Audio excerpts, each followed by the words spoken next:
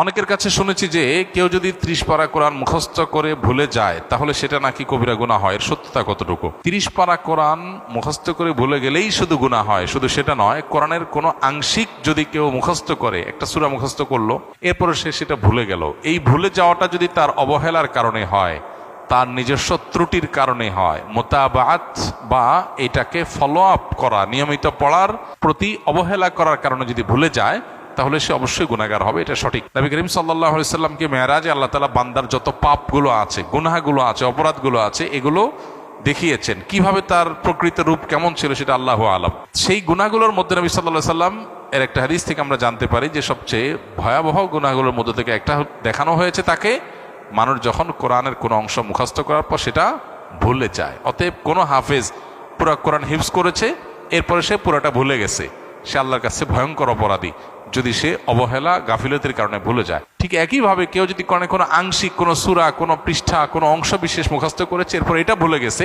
সেও আল্লাহ তাআলার কাছে এভাবে অপরাধী। তবে এর বিপরীতে কিছু মানুষ আছে যারা কোরআন মুখস্থ করার পর নিয়মিত পড়ে কিন্তু আর ধরে রাখতে পারে নাই, তাহলে অবহেলা নাই এখানে, তার চেষ্টা ছিল, তাহলে সে গুনাহগার হবে না ইনশাআল্লাহ।